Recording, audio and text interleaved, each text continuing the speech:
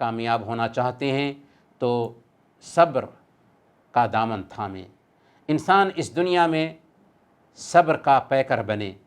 صبر کامیابی کی کنجی ہے۔ کامیابی صبر کے بغیر حاصل نہیں ہوتی۔ ایک طالب علم کو کامیاب ہونے کے لیے صبر کی ضرورت ہوتی ہے۔ ایک ملازم کو کامیاب ہونے کے لیے صبر کی ضرورت ہوتی ہے۔ زندگی کے ہر مرحلے میں صبر کی ضرورت ہوتی ہے۔ اگر آپ جسم اور صحت میں کامیابی چاہتے ہیں تو آپ کو صبر کرنے کی ضرورت ہوتی ہے۔ والدین کا فرمانبردار بننا چاہتے ہیں تو آپ کو صبر کی ضرورت ہوتی ہے۔ فیملی لائف کو بہتر بنانا چاہتے ہیں تو آپ کو صبر کی ضرورت ہوتی ہے۔ اولاد کی تربیت کرنا چاہتے ہیں تو آپ کو صبر کی ضرورت ہوتی ہے۔ لوگوں کے ساتھ اچھا معاملہ کرنا چاہتے ہیں تو آپ کو صبر کی ضرورت ہوتی ہے۔ تجارت اور کاروبار کو بہتر بنانا چاہتے ہیں تو آپ کو صبر کی ضرورت ہوتی ہے۔ دعوت میں کامیابی چاہتے ہیں تو آپ کو صبر کی ضرورت ہوتی ہے۔ غرض کہ زندگی کے ہر مرحلے میں صبر کامیابی کی ضمانت ہے، اور صبر اطاعت پر بھی ہوتا ہے، صبر گناہوں سے بچنے پہ بھی ہوتا ہے، اور صبر اللہ کے مقدر کیے ہوئے کاموں پہ بھی ہوتا ہے۔ یعنی نیکی کے کام کرنا نفس پر سخت گزرتا ہے، صبر کرنے کی ضرورت ہے۔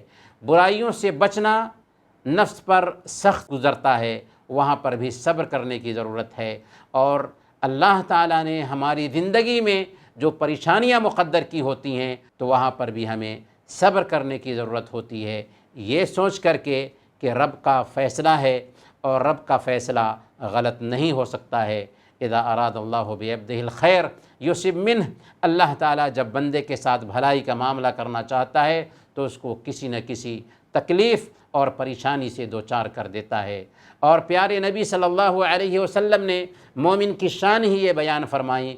صحیح مسلم کی روایت ہے، آپ نے فرمایا عجبا لامر المؤمن ان امرہ کلہ لہ خیر ان اصابتہ سراء شکر فکان خیر اللہ وان اصابتہ ضراء صبر فکان خیر اللہ، کہ مومن کا معاملہ کیا ہی اچھا ہوتا ہے، ہر معاملے میں اس کے لیے خیر ہوتا ہے۔ اگر خوشی ملتی ہے تو اللہ کا شکر ادا کرتا ہے اور یہ اس کے لیے بہتر ہوتا ہے۔ غم لاحق ہوتا ہے، پریشانی آتی ہے تو صبر کرتا ہے اور یہ اس کے لیے بہتر ہوتا ہے۔ اسی لیے ایک مومن لاکھ پریشانی آ جائے وہ آپے سے باہر نہیں ہوتا، اوٹ پٹانگ نہیں بولتا، جذباتی باتیں نہیں کرتا، بلکہ یہ سوچتا ہے کہ رب کا فیصلہ ہے اور رب کے فیصلے میں ہی بہتری ہوگی۔